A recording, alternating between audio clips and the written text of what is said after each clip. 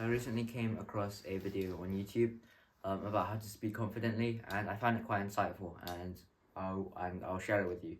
And so, firstly, you have to speak to lead, and many people speak to be liked. However, you have to shift your mindset from just trying to be liked to speaking like a leader.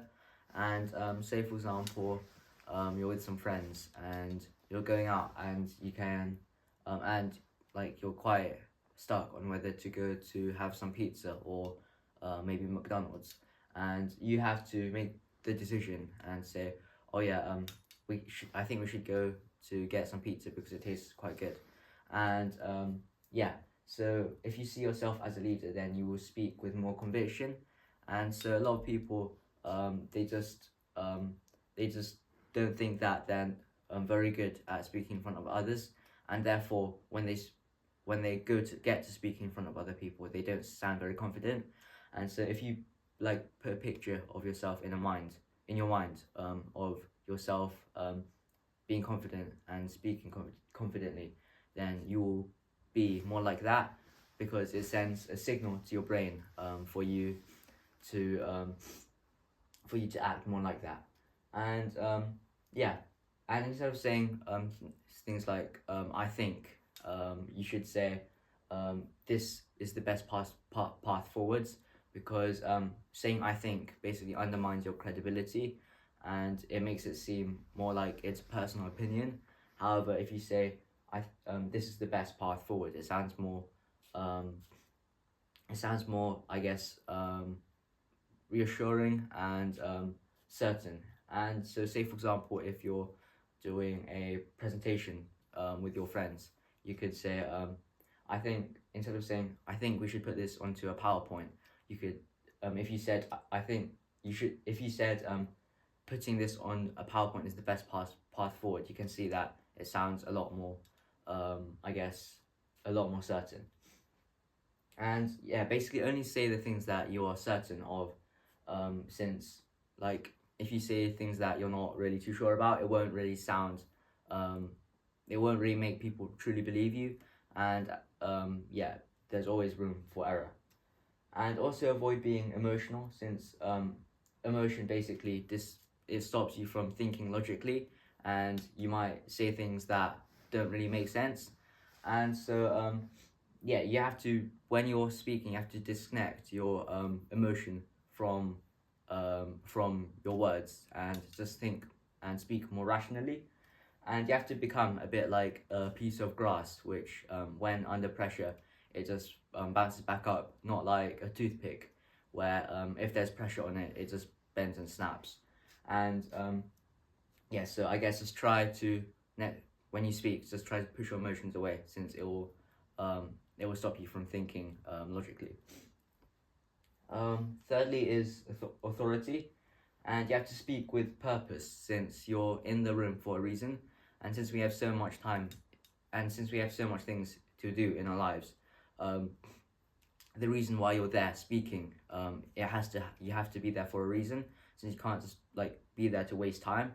And so don't speak more, but speak, I guess, with more impact, and speak with more weight and clarity. And it's what all the top speakers do. They don't speak a lot, but they speak like clearly and concise. And authority comes from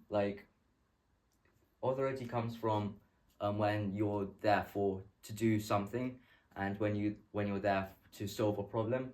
And so if you just show up without a clear purpose, and you're not really too sure what you're going to talk about, then you won't really have much authority. So yeah, I guess you just have to have a reason to be there. And like I said before, be clear and concise.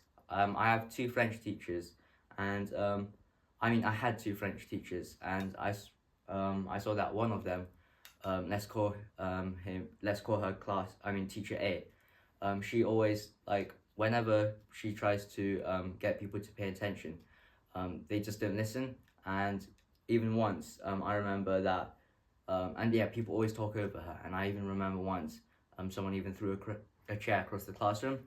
And with teacher B, whenever he speaks, everyone, I guess, just listens to him and is silent, and everyone also turns up early to his classes. And so it's because, I guess, he speaks with more authority, and he's more clear about what he's saying, and he's more strict as well, and not like so laid back. And yeah, he's like really clear on what he's saying. And now I'm going to be talking about how to ask the right questions. And so asking the right questions basically guides the conversations, and it's a bit like thinking about what information is missing to move the conversation forwards. So like untangling a necklace, where you have to find the missing pieces to keep the thing going. And so so if you want to know how something's going, instead of just saying how is it going, you could say what challenge are you facing right now. And so that basically just, it's a question that basically I guess it's a bit more direct, and it can also it like if you reply to a question like how's it going, the answer would be a lot more broad than what is the challenge you're facing. And so basically, yeah, the question that you ask determines the result that you get. And the speaker talked about how when she was young, her parents always asked her to do a speaking game, where whenever there were people to meet, her parents would always go and tell her to ask 3 questions to a random person. And of course, at that time she didn't ask like question. She said that she didn't ask like extremely good questions since she was quite young. However, she did say that through it she learned the importance of asking questions and asking the right questions, and she was also able to determine in her mind which questions were the better ones to ask. And finally is be direct, and don't like overshare, since it indicates that you're not very confident. And yeah, if you're not direct, it also causes confusion as well. So be direct, and make your words have a lot of impact. And going back to my 2 teachers, teacher A would always maybe, for example, if she wanted the class to be silent, she would always just say, listen, could you please be quiet? However, my other teacher would always say silence quite loudly. And so you could see that teacher A's it's a bit more like a question rather than a command, and it makes people like think that they can carry on speaking since they have an option. However, with teacher B, he always is a command, and they didn't really have an option to just keep on talking. And so